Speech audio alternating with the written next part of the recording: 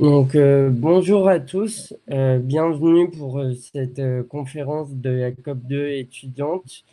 Nous recevons Paloma Moritz qui va nous parler des différents moyens pour les citoyens et les médias à travers le pouvoir de l'information euh, dans le changement de société et la transition. Je vais juste rapidement présenter Paloma. C'est une journaliste réalisatrice engagée. Elle a travaillé pendant 4 ans pour le média indépendant Spicy, pour lequel elle a développé une ligne éditoriale basée sur le journalisme d'impact et de solutions. Elle y réalise une dizaine de reportages et documentaires. Ses thèmes de prédilection sont la refonte de notre démocratie, les droits des femmes et les questions écologiques. Elle est engagée sur ces sujets depuis des années et a, a cofondé en 2018 l'association Mieux Voter. Elle est aussi directrice éditoriale du mouvement On est prêt. Donc, Paloma, je te laisse la parole et, euh, et vous pouvez poser des questions grâce au bouton Ask Question ou directement dans le chat. C'est à toi. Merci beaucoup. Bonjour, bonjour à toutes et à tous et merci d'être là un dimanche après-midi. Je sais que voilà, on a tous un peu la lassitude des Zooms et des écrans. Merci à vous d'être là. Ce que je vous propose, c'est que donc voilà, l'idée de cette conférence, j'aimerais bien que ce soit assez participatif. C'est de parler du pouvoir de l'information et du rôle que les citoyens et les citoyennes et les médias peuvent avoir dans ce changement de société que nécessite l'urgence écologique.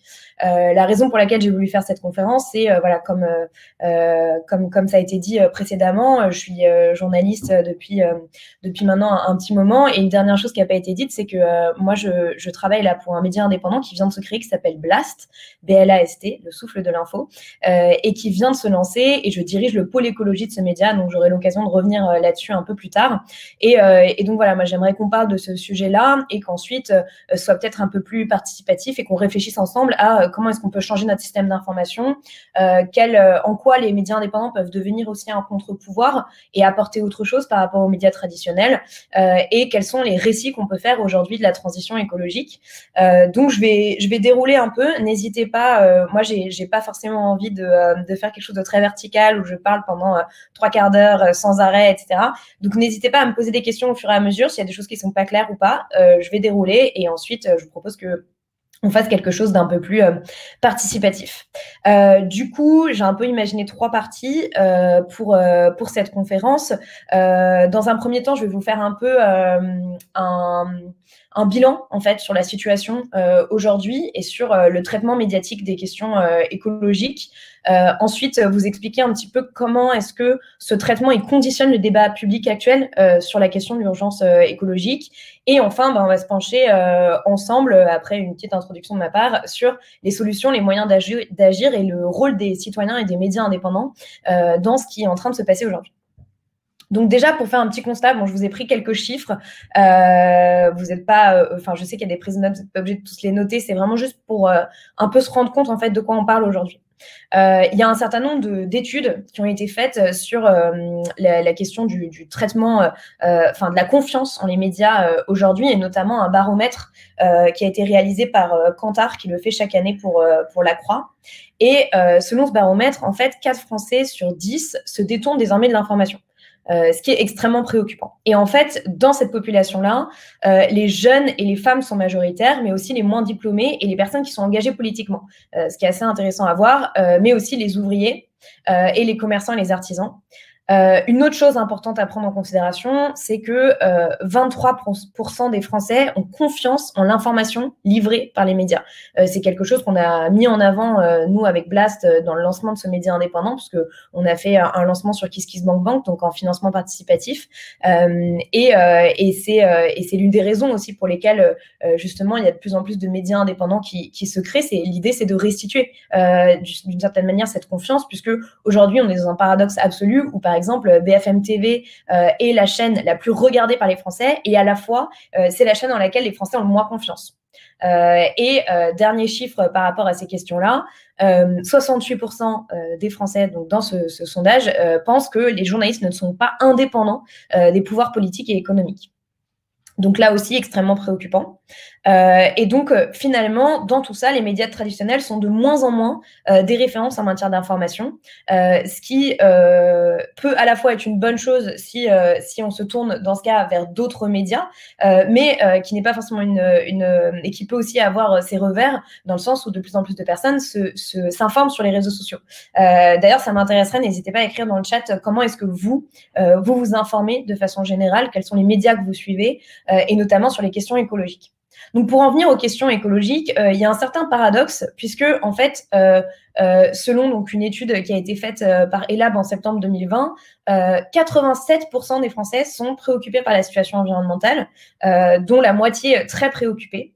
Et pourtant, je ne sais pas vous, mais moi, j'ai le sentiment que encore beaucoup de personnes sous-estiment totalement la gravité de la situation et le niveau d'urgence dans lequel on est aujourd'hui.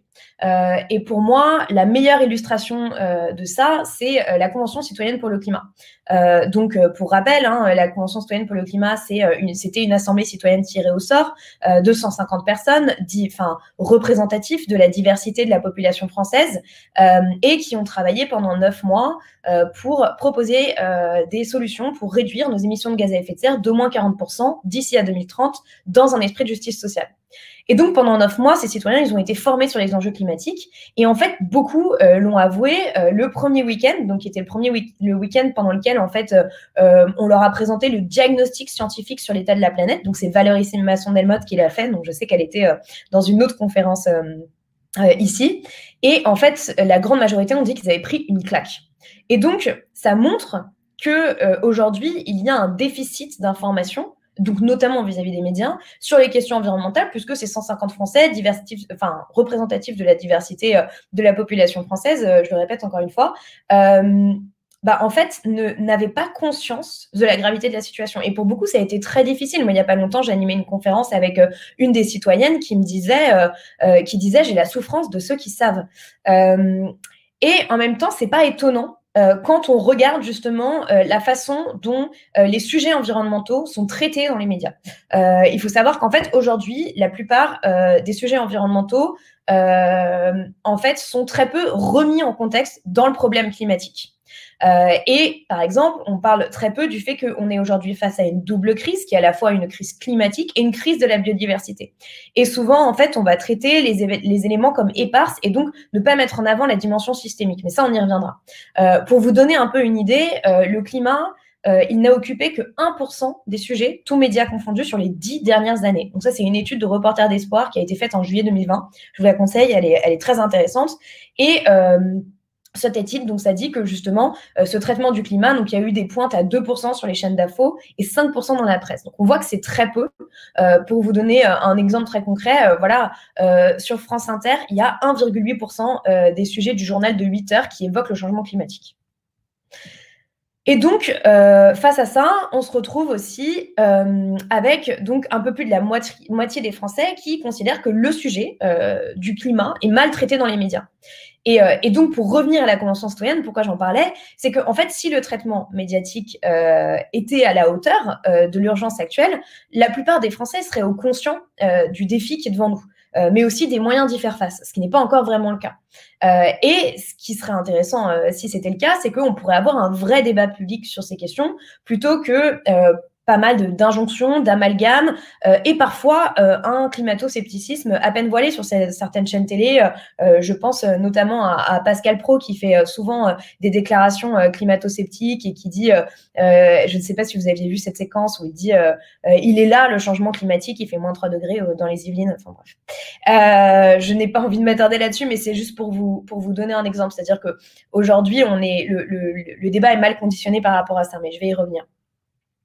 Et donc, finalement, l'enjeu, il est essentiel, puisque aujourd'hui, il s'agit de repenser notre système entier face à cette urgence écologique, et que si on veut rester en dessous de la barre des 2 degrés par rapport à l'échelle pré-industrielle, c'est notre société entière qu'il faut réinventer et donc repenser notre manière de consommer, de produire, de travailler, de répartir les richesses. C'était notamment l'un des mandats de la Convention citoyenne, hein, de penser de façon systémique. Et finalement, comme on parle de ce changement radical, ce changement, en fait, il doit faire l'objet de discussions, de débats, de réflexions, et donc être nourri de façon intelligente par les médias pour que chacun puisse comprendre les enjeux et se faire une idée. Moi, la raison pour laquelle je suis devenue journaliste, c'est parce que justement, je crois au pouvoir de l'information et à sa capacité à changer notre regard sur le monde. Et je pense que c'est essentiel aujourd'hui de parier sur l'intelligence des citoyens et des citoyennes. Mais aussi parce que la plupart de mes grandes prises de conscience, moi, je les ai eues à travers des documentaires. Là, à Blast, je ne fais pas encore du documentaire, je fais plutôt des petits reportages. Et pour moi, le documentaire est un outil essentiel pour créer des prises de conscience parce que c'est aussi un outil du temps long. Donc voilà, on y reviendra, mais en tout cas, tout ça pour vous dire que l'enjeu est de taille et aujourd'hui, le constat est clair, c'est que les médias ne sont pas à la hauteur en termes quantitatifs, c'est-à-dire sur le fait de parler réellement du changement climatique et de parler de l'urgence associée à ce changement. Ensuite, on a une dimension qualitative de tout ça. Et donc, là, je vais essayer de vous donner quelques éléments pour essayer de comprendre comment est-ce que le traitement médiatique actuel sur les enjeux climatiques, en fait, conditionne le débat public et donc peut le biaiser et empêcher aussi, et ralentir d'une certaine manière la transition dans laquelle on doit s'engager, à la fois au niveau individuel, au niveau intellectuel et au niveau sociétal, évidemment. Et donc, finalement, aujourd'hui, ce qu'on voit, c'est que la question de l'écologie est souvent maltraitée dans les médias et c'est souvent traité comme plein de petites choses individuelles. C'est-à-dire qu'on va parler de la pollution, on va parler d'une affaire en particulier, mais on prend très rarement en compte la dimension systémique du changement climatique. C'est-à-dire que le fait que, en fait, si on veut trouver une solution à cette crise, on doit remettre en question un système entier et même, j'irai plus loin, une philosophie, une façon de penser, de voir le monde et de l'appréhender. Et donc, finalement, dans les médias, on n'a pas, et notamment, il faut remettre en question notre système néolibéral et notre système capitaliste. C'est la fameuse citation qui dit il faut, pour croire qu'on peut avoir une croissance infinie dans un monde fini, il faut être soit fou, soit économiste. Et finalement, ce mythe de la croissance infinie dans un monde fini, en fait, ce récit-là, il continue d'exister dans les médias, il est très peu remis en cause. Et donc, j'ai cité l'exemple de Pascal Praud, mais finalement, on se rend compte que tout ça participe à une forme de dépolitisation des sujets environnementaux, qui sont en réalité, cette urgence écologique, c'est une nécessité d'avoir des nouvelles lunettes pour appréhender le monde. Donc, je le disais, une dimension systémique, et donc, évidemment, c'est politique.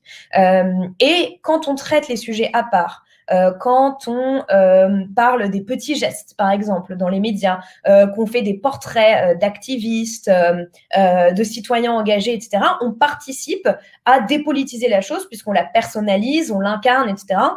Et donc, on va plus parler, par exemple, du parcours de la personne qui fait de la désobéissance civile ou milite, plutôt que qu'est-ce qu'est la désobéissance civile exactement, ou quelle est la solution que cette personne a mis en place, ou sa pensée pour remettre en question le système actuel ou pour aller plus loin, on va dire. Et un exemple pour moi assez parlant de ça, c'est que finalement, on a très peu vu dans les médias le lien entre la pandémie qu'on vit aujourd'hui et la crise climatique. Et finalement, on a très peu parlé, à part dans des médias type France Culture où il pouvait y avoir des interviews de Gilles Boeuf, etc. on a très peu parlé du fait que tout ça a été créé par des zoonoses, par le fait que les hommes empiètent de plus en plus sur le territoire et sur la biodiversité, et donc que tout ça en fait déséquilibre notre système et donc crée crée des conditions d'émergence d'une pandémie mondiale, et notamment évidemment notre système mondialisé, etc. Pour information, la plupart des scientifiques disent aujourd'hui qu'il est possible qu'on ait une pandémie tous les 10 ans si on ne freine pas le réchauffement climatique, notamment du fait de la fonte du permafrost qui encapsule des virus vieux de milliards d'années et je pense qui ferait passer le coronavirus pour un gentil virus, sans vouloir vous déprimer, parce qu'on peut encore faire des choses. Mais tout ça pour dire que c'est des éléments qui sont essentiels en fait à prendre en considération aujourd'hui et qui n'ont pas été dans les médias et qui n'ont pas été dans le débat public. Un autre exemple pour revenir à la Convention citoyenne pour le climat, parce que c'est un sujet très actuel, je ne sais pas si vous avez suivi, mais en gros, il y a la loi climat qui est actuellement en débat à l'Assemblée nationale, et cette loi climat, elle reprend environ un tiers des propositions de la Convention, elle reprend de façon totalement détricotée ces propositions, mais en tout cas, il y a un gros débat sur la Convention citoyenne aujourd'hui.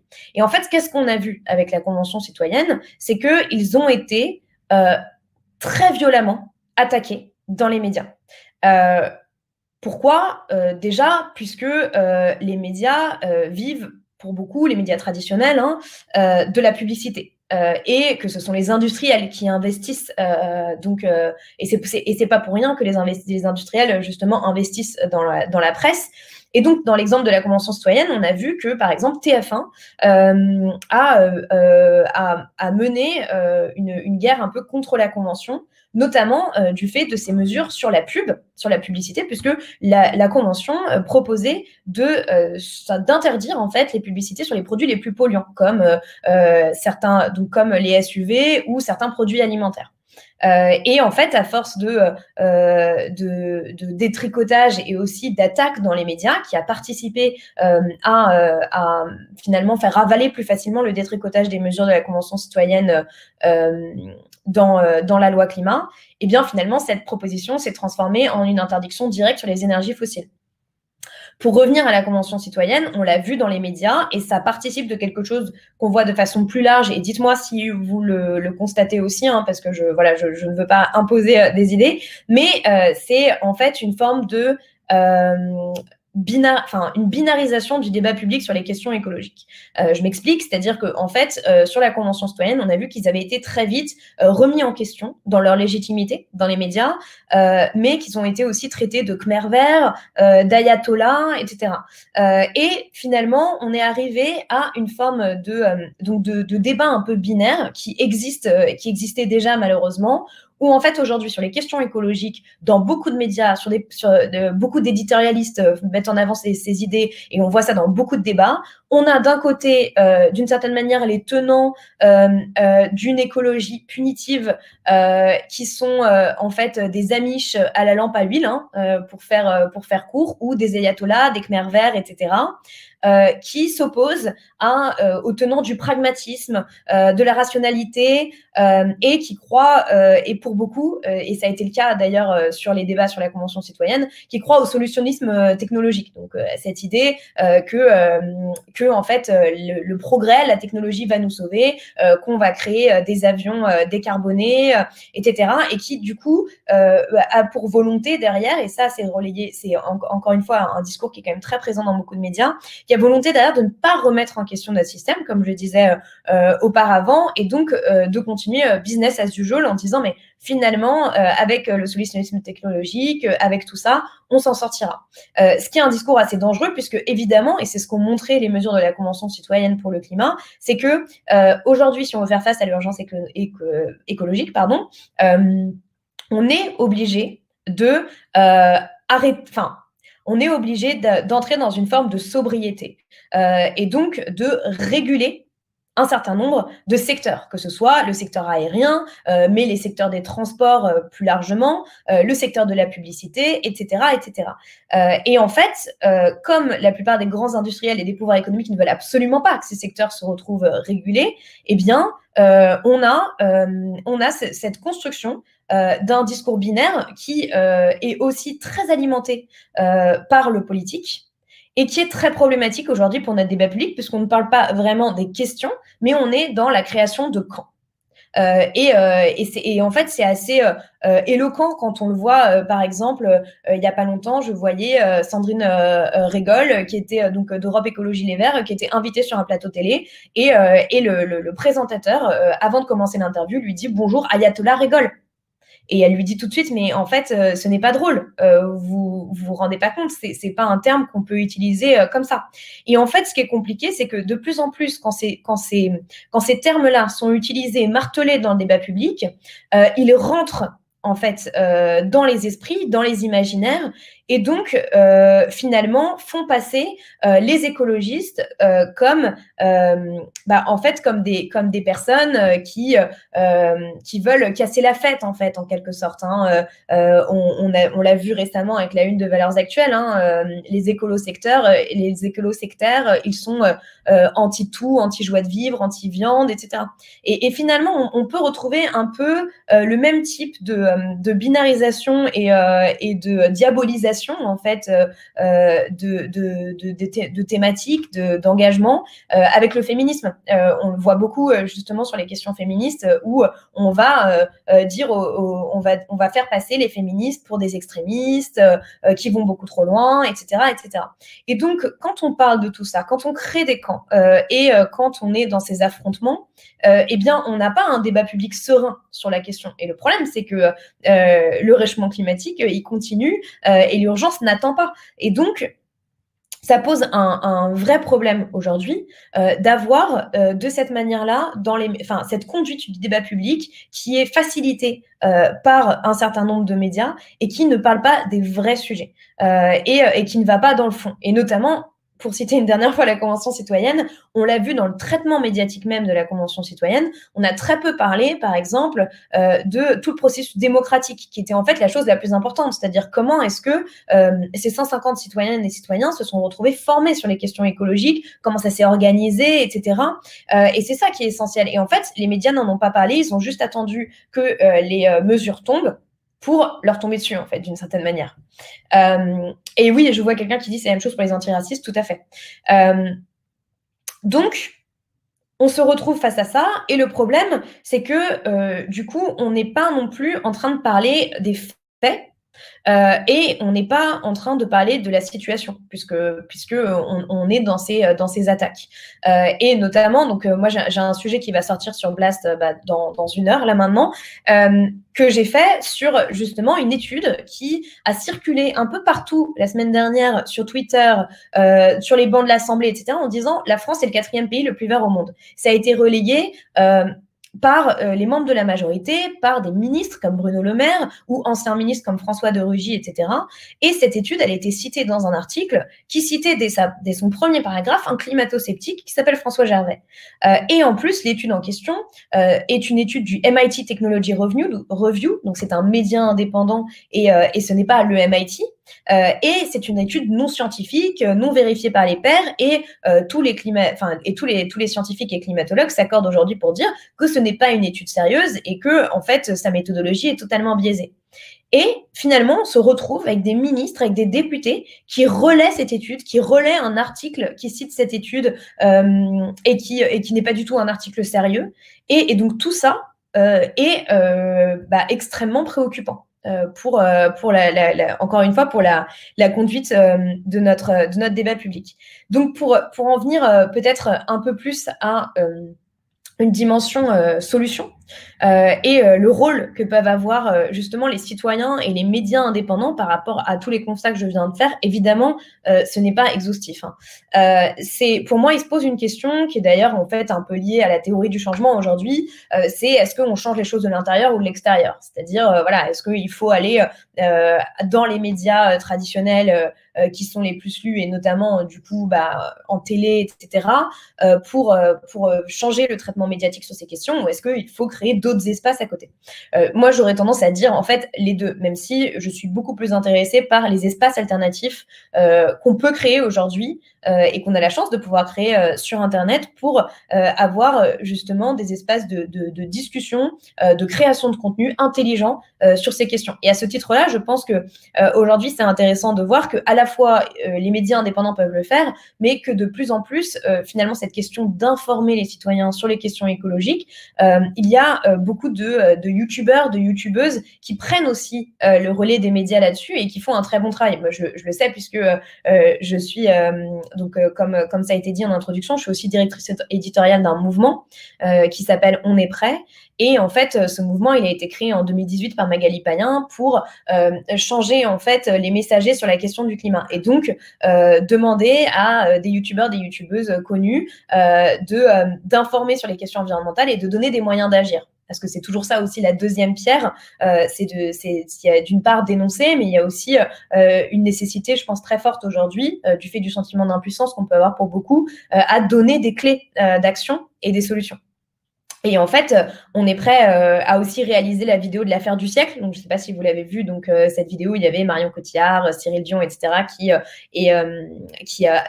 annonçait que CAPS ONG allait attaquer l'État en justice pour inaction climatique. Et depuis, on s'est développé et notamment, on a couvert pendant donc 1 an et demi la Convention citoyenne pour le climat et on fait de plus en plus des contenus qui, du fait aussi que j'y sois, hein, c'est pas pour rien qu'en tant que journaliste, j'ai été appelés par On est prêt pour travailler pour eux, on fait de plus en plus des contenus hybrides qui sont justement entre de la vidéo YouTube et du journalisme. Mais à chaque fois, il y a une dimension informative qui est très importante et qui nous tient à cœur. Donc pour revenir à ce que je disais sur est-ce qu'on prend l'intérieur ou l'extérieur, les deux sont un peu en train de se passer aujourd'hui. Donc voilà, je vais vous rassurer un peu, je vais être un peu plus optimiste par rapport au constat un peu déprimant que je viens de faire.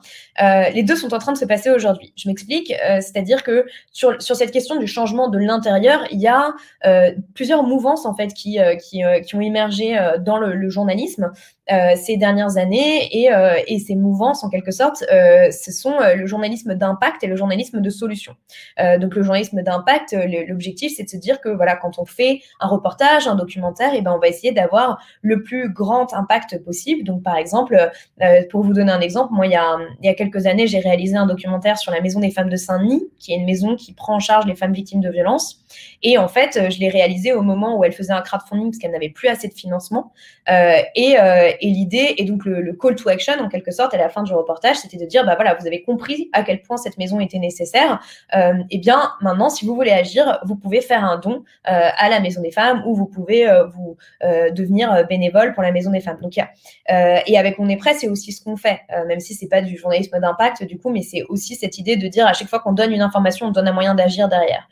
Et moi, c'est quelque chose que j'essaie de faire au maximum dans la plupart de mes reportages, donc de mettre les liens vers les associations qui s'engagent, qui militent sur ces questions, parce que justement, mon objectif, si je dénonce quelque chose, si j'essaie de faire comprendre une problématique sociétale, c'est aussi derrière potentiellement de faire réaliser à la personne qui va regarder ce contenu qu'elle a du pouvoir à son échelle et qu'elle peut agir, et que chacun peut, et que évidemment tout le monde n'a pas le même temps, les mêmes moyens financiers, etc. Tout le monde est très très inégaux par rapport à l'engagement, mais justement, il y a plein d'échelles différentes et donc chacun peut faire quelque chose s'il en a envie, en tout cas. Et donc, je trouve ça intéressant de montrer la palette de ça.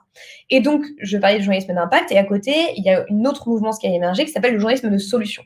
L'idée du journalisme de solution, c'est de se dire qu'en fait, on va appliquer aux enquêtes sur des solutions, donc des solutions par exemple qui existent pour faire face à l'urgence climatique. Donc ça peut être des solutions de nettoyage des océans, de recyclage des mégots dans une ville. Enfin ça peut être plein de solutions différentes. Et l'idée c'est vraiment que à ces solutions on va appliquer la même rigueur dans l'enquête qu'avec le journalisme d'investigation et de voir, du coup, si ces solutions-là, elles peuvent être rendues systémiques. Donc, c'est-à-dire que, par exemple, si quelque chose qui a fonctionné à Bordeaux peut être fait à Grenoble, peut être fait à Lyon, peut être fait dans toute la France, et puis pourquoi pas aussi à New York, à Londres, etc. Et donc, c'est un réseau qui s'est monté, il y a un réseau qui s'est monté qui s'appelle le Solution Journalism Network. Je vous invite à aller regarder, c'est très intéressant, par 2 anciens du New York Times. Et donc, il y a de plus en plus des formations dans les rédactions pour que les journalistes, justement, apprennent cette autre manière d'appréhender leurs enquêtes et justement se forment à ce qu'est le journaliste de solution. Et je vois dans les commentaires qu'il y a Spark News, il y a aussi Spark News qui fait ça. Moi, j'ai participé à beaucoup d'ateliers avec Spark News. Et en fait, pourquoi je vous parle de ça, c'est parce que très souvent, en fait, ces ateliers, souvent, ils sont aussi sur les questions environnementales. C'est très lié. Donc, le journalisme de solution et le journalisme d'impact s'appliquent parfaitement, en fait, à ce dont on parle ici, c'est-à-dire l'urgence écologique. Et donc, pour moi, c'est quelque chose d'assez intéressant et je serais très curieuse de vous entendre ensuite sur ce que vous avez en tête. Je vous fais un rapide tableau, on va dire. C'est quelque chose de très intéressant. Que de plus en plus, on ait des personnes de rédaction qui soient formées sur ces questions-là. Moi, je connais par exemple une journaliste de Cache Investigation qui est partie de Cache Investigation, qui maintenant fait partie des représentantes du Solution Journalism Network en Europe et qui fait énormément de formations, que ce soit dans les rédactions, mais aussi dans les écoles de journalisme. Moi, ça m'est arrivé aussi d'intervenir dans des écoles de journalisme. C'est hyper important parce que c'est à ce moment-là aussi que ça se fait, c'est-à-dire que c'est à ce moment-là qu'on nous apprend personnellement, moi, j'ai pas fait d'école de journalisme, mais c'est à ce moment-là qu'on apprend à construire un sujet, à l'appréhender, etc. Et donc, parfois aussi, malheureusement, on peut être un peu formaté et ne pas être assez bien formé sur ces enjeux. Pour en venir justement à ma deuxième partie, c'est que pour moi, l'enjeu fondamental, c'est aussi aujourd'hui de former les journalistes aux enjeux climat et énergie. Très peu de journalistes ont des conditions, ont des connaissances très précises parce que ce sont des sujets ultra complexes. Ont des connaissances très précises là-dessus. Et donc, ça rend les choses encore plus difficiles pour que l'écologie soit aussi un sujet transverse. C'est-à-dire que on le voit de plus en plus, ça commence à être beaucoup plus le cas aujourd'hui, même ne serait-ce que par rapport à il y a 5 ans, où on avait une pauvre rubrique écologie dans le média, mais c'était pas du tout la rubrique la plus importante. Et moi, je me souviens que alors c'était plus il y a 7-8 ans, au moment des COP, je faisais souvent l'exercice d'aller regarder dans Google Actualité s'il y avait des articles, et parfois il y avait 1 article, 2 articles par semaine. Enfin, c'était hallucinant. C'était plus vers il y a 7-8 ans. Mais donc finalement, on voit que les choses ont beaucoup bougé, mais qu'on manque encore d'outils. Et je pense que cet outil de formation, il est essentiel puisqu'il faut comprendre de quoi on parle. Et ce que je disais d'ailleurs au début, c'est notamment le fait qu'on vit une double crise qui est à la fois climatique et de la biodiversité. Ça, par exemple, je pense que très peu de journalistes en ont conscience. Et on ne peut pas avoir que des journalistes ultra spécialisés sur ces questions et d'autres journalistes qui n'en parlent jamais, puisque en fait ils vont en parler tout le temps, puisque quand on parle d'économie, on parle aussi de ça. Quand on parle même sur des sujets sociaux, je veux dire, il y a un travail énorme qui a été fait dans les 2 dernières années pour lier justice sociale et justice environnementale. Quand on parle de rénovation thermique des bâtiments, eh bien on parle d'écologie, on parle de justice sociale. Donc pour moi, c'est quelque chose d'essentiel, cette idée de formation. Après, il y a aussi donc des nouveaux médias qui sont en train de se créer, qui sont issus des médias traditionnels. Donc, alors, je réponds à la question sur le chat, c'est bien, oui, c'est le Solution Journalism Network. Et donc oui, donc pardon, donc il y a des nouveaux médias qui sont en train de se créer. Donc là, je vous donne une information, c'est que en fait, il y a un média européen qui va être créé bientôt en juillet, qui va notamment être financé par France Télévisions et qui a pour objectif de devenir en fait un média européen de référence pour les 15-25 ans sur les questions écologiques, pour donner du pouvoir à la jeunesse et pour agir face à l'urgence. Et notamment avec On est prêt, on va peut-être être en partenariat avec eux. Donc n'hésitez pas à suivre ça. Normalement, ça va s'appeler Phoenix. Donc, il y a quand même pas mal de choses qui sont en train de monter. Et puis après, il y a aussi, évidemment, donc j'y viens à mon sujet, donc tous les médias indépendants qui existent sur les questions écologiques. Alors, je ne sais pas si vous les connaissez. Vous pouvez me dire peut-être dans le chat là quels sont les médias indépendants que vous connaissez ou que vous lisez. Mais là, comme ça, je peux citer La Relève et la Relève et la Peste, Bastamag, Oui Demain. Enfin, y a énormément de médias indépendants qui traitent très bien ce sujet de l'écologie. Et il y a une nécessité aujourd'hui, c'est de soutenir ces médias indépendants et de leur permettre aussi de créer quelque chose de plus horizontal, de plus participatif. Moi, c'est quelque chose qui me tient beaucoup à cœur, par exemple, avec Blast. C'est cette nécessité de se dire qu'en fait, ce média, on va le construire. Oui, disclose aussi sur les enquêtes, que ce média, en fait, Blast, mais d'ailleurs d'autres médias indépendants font ça, on va le construire avec les personnes qui nous suivent, avec nos abonnés, puisque c'est un média entièrement gratuit en ligne, mais on peut s'abonner pour nous soutenir. Et ça, c'est une chose essentielle, hein, c'est aussi de soutenir les médias indépendants, puisque s'ils sont indépendants de tous les pouvoirs politiques et économiques, il faut bien que justement ils soient financés, et donc qu'ils soient financés par le plus de personnes possible pour pouvoir avoir du temps pour faire les enquêtes, pour faire nos sujets, etc. Et donc moi, c'est quelque chose que je fais beaucoup avec Blast là, c'est de demander en permanence en fait quels sont les sujets que vous aimeriez mieux comprendre, quelles sont les personnes que vous aimeriez entendre, et je demande en fait aux personnes de me donner des suggestions, et je reçois pas mal de messages sur Twitter, sur Instagram, en me disant « Ah, vous devriez enquêter là-dessus, etc. » Et c'est hyper intéressant parce que du coup, ça devient un échange, et ça me permet aussi de prendre le pouls des personnes qui nous suivent, et de dire bah voilà, comment est-ce que on peut créer un média indépendant qui va être le plus utile possible aux personnes qui nous suivent, et qui peut devenir aussi une référence pour eux, en se disant bon bah voilà, moi si j'ai 15 minutes cette semaine pour m'informer sur les sujets écologiques, bon bah je sais que je peux aller voir tel contenu qui sort chaque semaine sur Blast, et du coup ça va m'aider. Voilà pour le gros de la présentation, et si vous voulez, après on peut passer maintenant sur un format un peu plus participatif. Je vois que tu es revenu, Quentin. Oui. Je suis revenu. Merci beaucoup pour cette présentation. Du coup, on va passer à la partie questions, et je vois qu'il y a déjà pas mal de questions qui ont été posées. Et du coup, ce qu'on va faire, c'est que je vais vous inviter à participer au live.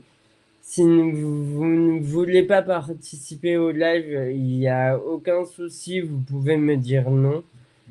C'est pas du tout un problème.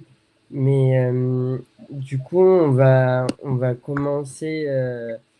Donc, normalement, à chaque fois que je vous invite, vous allez recevoir une petite invitation.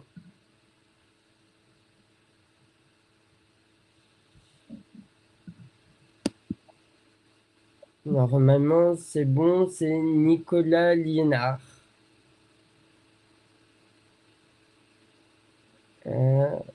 Hello, hello. Je sais pas si vous m'entendez. Oui. Parfait. Du coup, ma question c'était sur le journalisme, forcément, et c'était à propos des interviews qu'on peut avoir avec certains journalistes. D'expérience, j'ai constaté que ça arrive souvent qu'on se fasse un peu transformer nos propos, ou en tout cas les journalistes opèrent une sélection sur ce qu'on dit, et que le message en fait passe pas. Et je me demandais s'il n'y avait pas des méthodes pour comment répondre à des questions, et de sorte à ce que on puisse faire passer réellement le message auprès des journalistes. Merci, c'est question très intéressante. En fait, il y a deux choses.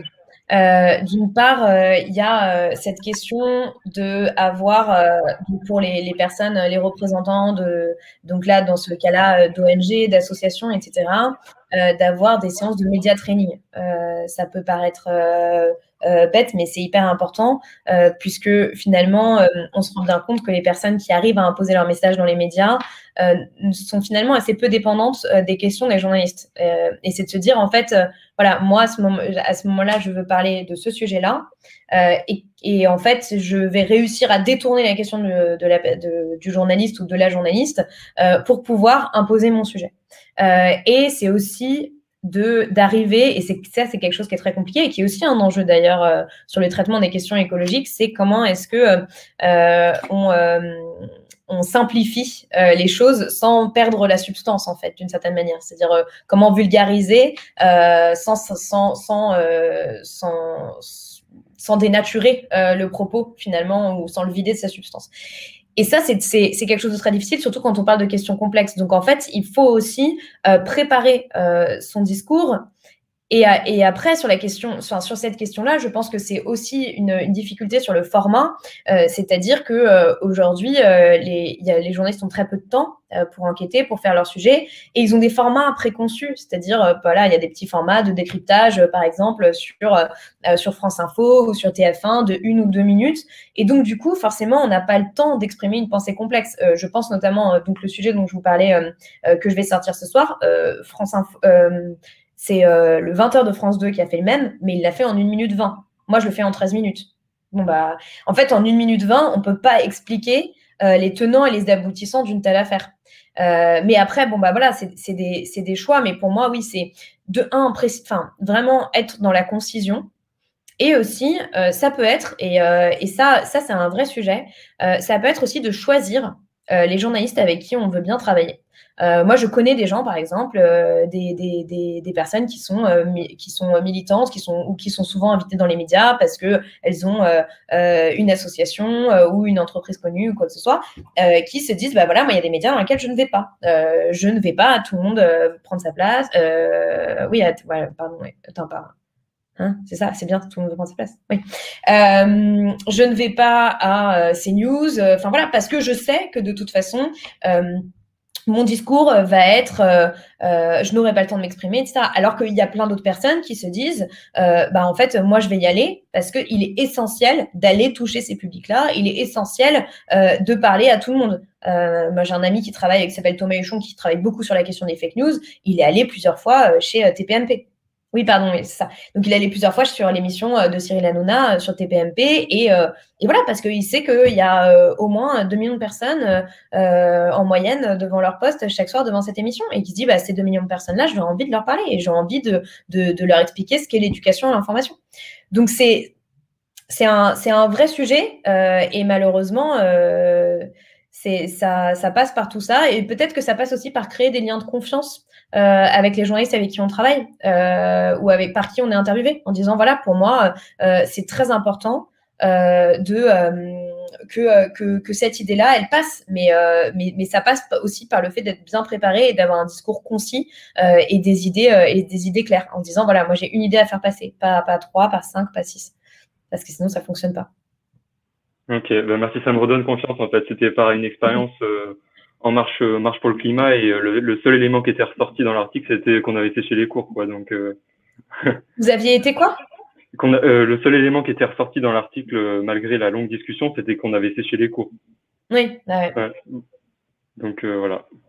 Ça me donne envie de réessayer. Non, mais évidemment qu'il faut réessayer, mais après, c'est vrai que oui, parfois c'est un peu désespérant parce que c'est ce que je disais aussi tout à l'heure, c'est sur le côté quand on personnalise aussi beaucoup et que on fait des portraits de militants plutôt que de raconter ce pourquoi ils militent, ça participe aussi de ça, quoi. Et parfois, justement, il y a plein de personnes qui perdent un peu le contrôle sur leur image ou sur ce qu'elles ont envie de renvoyer et qui se retrouvent avec des étiquettes qui sont mises sur elles alors qu'elles n'ont jamais voulu renvoyer cette image-là. Donc, c'est assez compliqué, en effet. Merci beaucoup. Merci. Merci à toi, Nicolas, pour ta question. Je vais passer la main à quelqu'un d'autre. Pour les personnes que ça gêne d'intervenir pour poser leurs questions, je peux aussi les lire. Hein. Enfin, je peux aussi y répondre en les lisant. C'est comme vous voulez. Oui, voilà, vous n'êtes pas obligé d'accepter mon invitation à participer au live. Vous avez tout à fait le droit de dire non. Alors, je vais juste répondre du coup alors, je n'arrive pas à voir. Ah oui, ok. Il y a quelqu'un qui demande, est-ce que l'indépendance du média est une garantie suffisante de la véracité de l'information? Alors, absolument pas. Absolument pas, puisque finalement, ce qui est une garantie de la véracité de l'information, en général, c'est le sérieux des journalistes qui travaillent pour ces médias. Et donc, bon, évidemment, dans les médias indépendants, il y a il y a des très bons journalistes, et après, il y a aussi d'autres médias indépendants, plus confidentiels, avec des journalistes qui sont peut-être moins bien formés, et qui donc ne vont pas forcément enquêter assez pour n'avoir que des bonnes informations.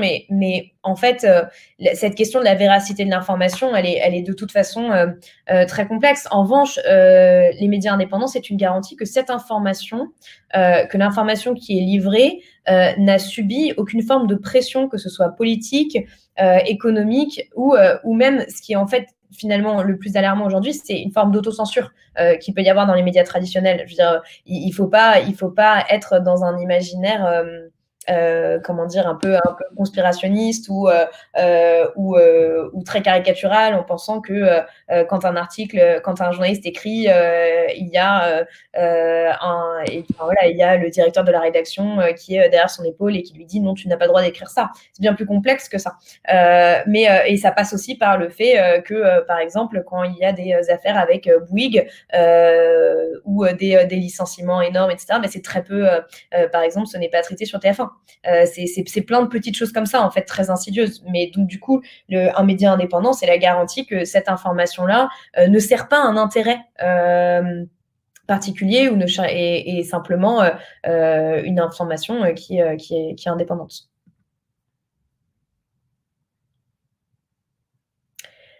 D'accord. Merci. Il y a JRM. J'espère que j'écorche pas ton pseudo, qui nous pose comme question: que pensez-vous des propositions de Julia Cagé et Benoît Huet pour réformer les médias?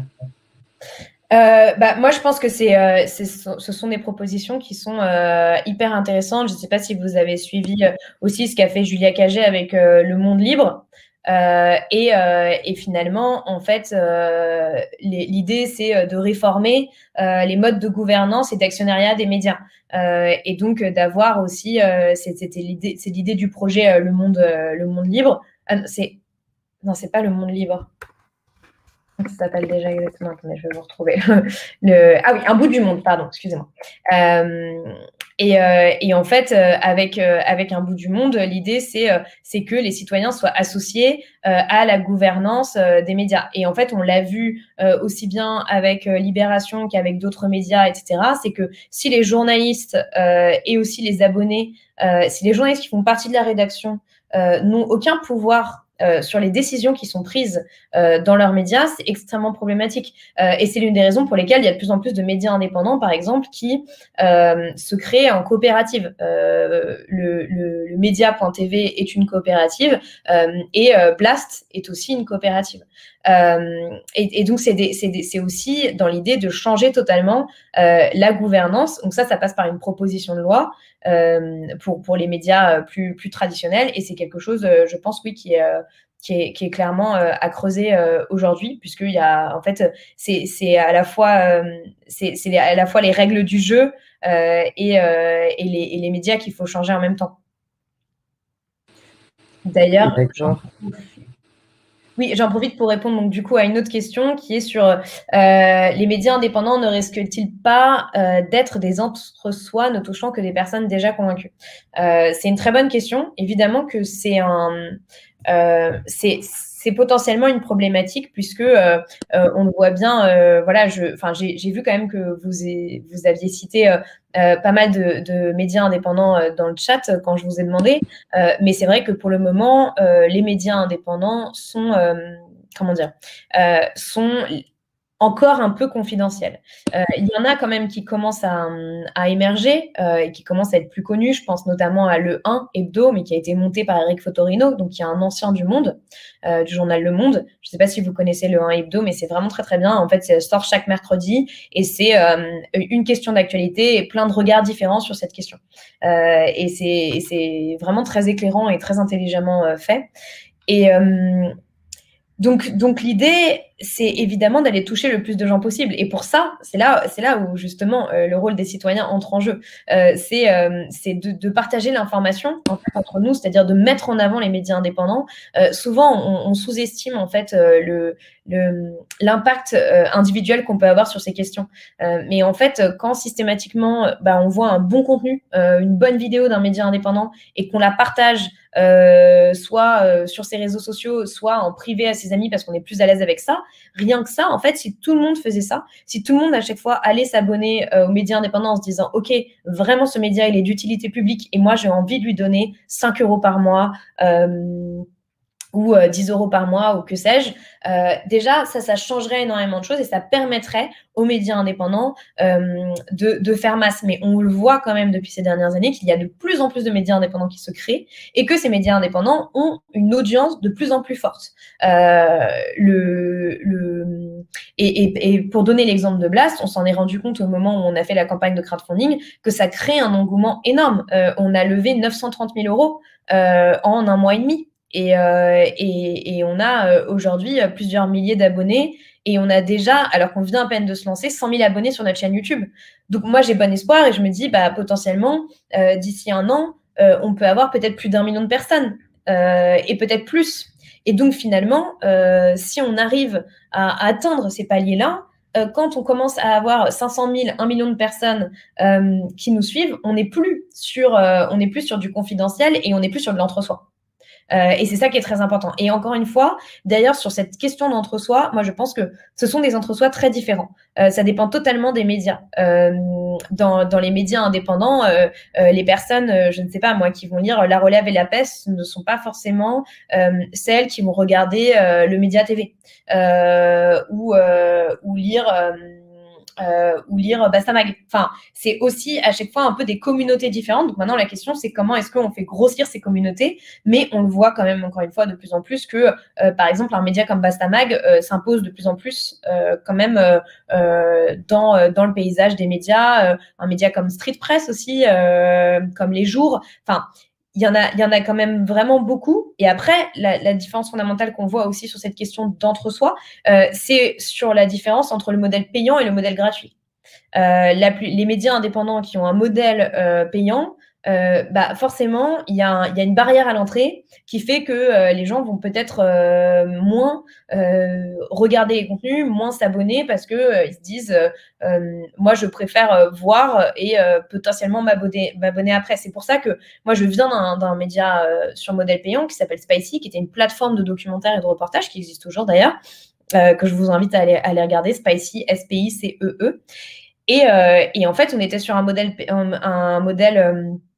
payant, donc sur abonnement à 5 € par mois. Et j'ai vu aussi beaucoup les limites de ça, parce que bon, aussi le documentaire c'est un peu niche, mais c'est toujours un peu compliqué d'avoir donc ça, parce que ça crée aussi une forme d'inégalité face à l'information, qui potentiellement peut faire que derrière, ce ne sont que les personnes qui ont les moyens qui vont pouvoir s'informer bien et donc s'abonner à la fois au Monde, à Spicy, au Jour, à Disclose, etc. Et finalement, d'autres personnes qui n'ont pas un budget média de, je sais pas, 30 ou 40 € par mois, ne pourront pas pouvoir voir ça. Et on le voit par exemple avec Le Monde, dont les articles d'analyse, les articles les plus poussés sont maintenant tous en abonnés. Et en même temps, moi, j'ai tendance à penser aussi que c'est un choix à faire en tant que consommateur et consommatrice d'information, de soutenir aussi ces médias-là et de parfois se dire, voilà, plutôt que, je sais pas moi, acheter ce t-shirt ce mois-ci, je vais m'abonner à un média.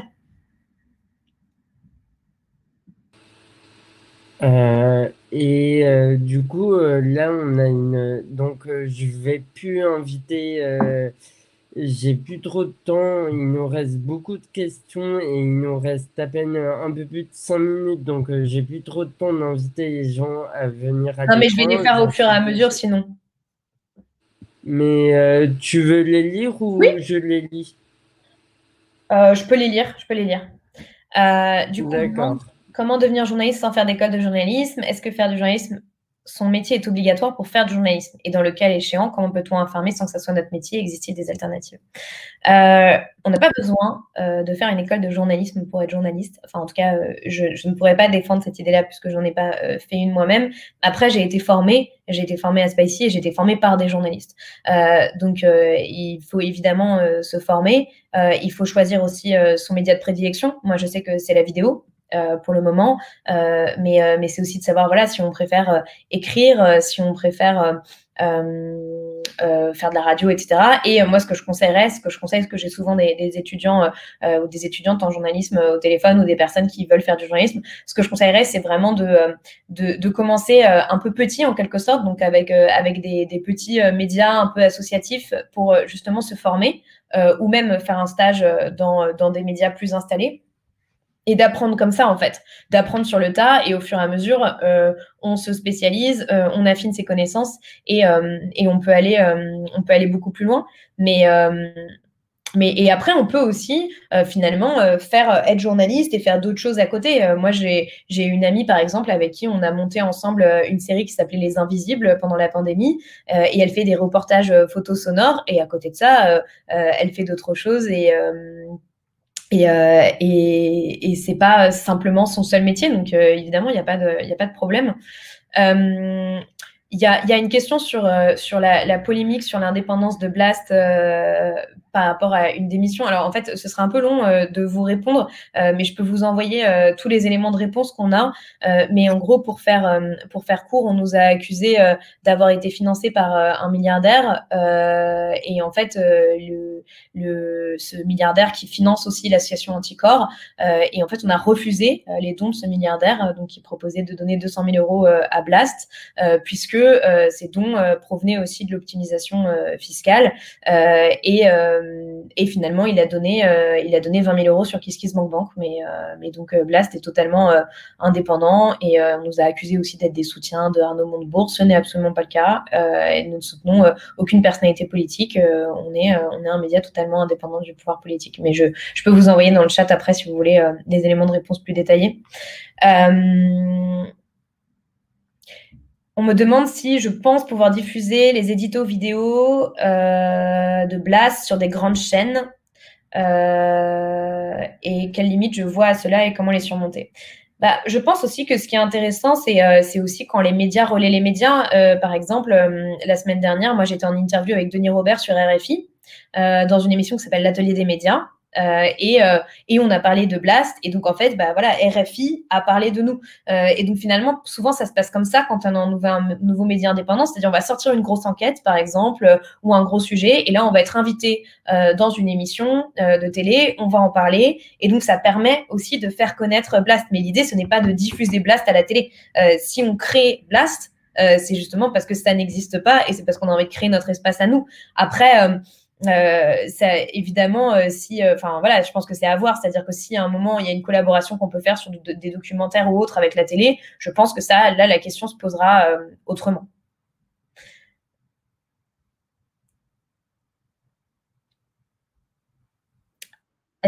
Alors, du coup, j'ai deux dernières questions, mais il reste quelques minutes. En fait, moi, ce que je voulais vous demander, c'était peut-être comme il reste que 3 minutes, c'était de prendre en fait une sorte d'engagement un peu là cet après-midi, on appelle ça souvent les prochains petits pas, je ne sais pas si vous connaissez, mais c'est de prendre un engagement pour se dire comment est-ce que finalement je vais essayer d'œuvrer à mon échelle pour un meilleur traitement médiatique sur les questions écologiques et pour soutenir aussi les médias qui le font bien. Et donc, je vous suggère quelque chose, mais vous pouvez me dire aussi quelles sont vos idées. La première, ça peut être en fait de partager à vos proches une liste de médias indépendants que vous trouvez qui vous nourrissent, qui vous intéressent, etc. Donc ça peut être une première option. Une deuxième option, c'est, je le disais tout à l'heure, donc pour moi, les documentaires, c'est vraiment une arme essentielle pour créer des prises de conscience. Et en fait, de peut-être vous questionner sur, voilà, quels sont, vous, les contenus qui ont créé vos plus grandes prises de conscience sur les sujets écologiques et de prendre 5-10 minutes pour l'envoyer, je sais pas moi, à 5 ou 10 amis en disant voilà, en fait, je t'en avais jamais parlé, mais il faut absolument que tu vois ce documentaire-là et tu verras les choses différemment. Pour vous donner un exemple, le documentaire derrière n'est pas forcément très très bon, mais moi je connais énormément de gens qui sont devenus végétariens après avoir vu Cowspiracy sur Netflix, par exemple. Donc ça peut vraiment créer une prise de conscience. Moi, je sais que l'un des premiers documentaires que j'ai vu sur ces questions, quand j'étais un petit peu plus jeune, c'est Une vérité qui dérange de Al Gore. Et à l'époque, j'avais compris plein de choses. Et j'avais 15 ans, même pas. Donc voilà, après, moi, n'hésitez pas à les écrire sur le chat. D'ailleurs, les contenus qui vous ont inspiré. Et c'est vrai, oui, Imago TV, c'est une super chaîne et c'est une très bonne idée de la recommander parce que du coup, il y a tous les documentaires, podcasts, etc. sur les questions environnementales. Et voilà, n'hésitez pas à écrire votre prochain petit pas dans le chat parce que d'expérience, en fait, quand on l'écrit, on le fait. Quand on s'engage à le faire publiquement devant d'autres personnes, on va le faire derrière, et sinon on oublie. Mais voilà, si je peux vous quitter sur ça, c'est vraiment la nécessité de, je pense aujourd'hui, de se battre vraiment pour que ces sujets soient correctement traités dans les médias et pour qu'on ait les bonnes discussions par rapport à ça. Et donc de le faire aussi en ayant une forme d'arbre à ressources. Moi, c'est un peu quelque chose que j'avais envie de créer. Et s'il y en a qui ont envie de m'aider là-dedans, je serais très preneuse. C'est un peu d'avoir à la fois un document qui récapitule tous les médias indépendants qui sont intéressants à suivre, et aussi un document qui donne tous les contenus, tous les documentaires et tous les contenus un peu déclic qu'on peut trouver en ligne, et d'avoir comme ça un peu un document ressource pour tout le monde, et qui permet aussi à des personnes qui ont envie d'engager des personnes de leur entourage sur ces questions d'avoir toutes les ressources pour le faire, et tous les médias sur lesquels ces contenus sont aussi bien traités, quoi. D'accord, ben, merci beaucoup pour un peu cette conclusion en guise enfin, cette bonne note en guise de conclusion. On va devoir se quitter, on est un peu en retard. Du coup, je tenais à te remercier, Paloma, au nom de toute l'équipe de la COP. Ça a été un plaisir. Et Merci à vous de m'avoir invité. Si jamais vous voulez prolonger cette question de l'information, ce soir, il y a Nicolas Plein qui fait à 19h une conférence sur lui aussi le pouvoir de l'information. Et voilà. Et donc, je vous souhaite à tous une bonne fin de journée et un bon dimanche. Et je vous dis à très bientôt. Merci beaucoup. Merci beaucoup. Au revoir.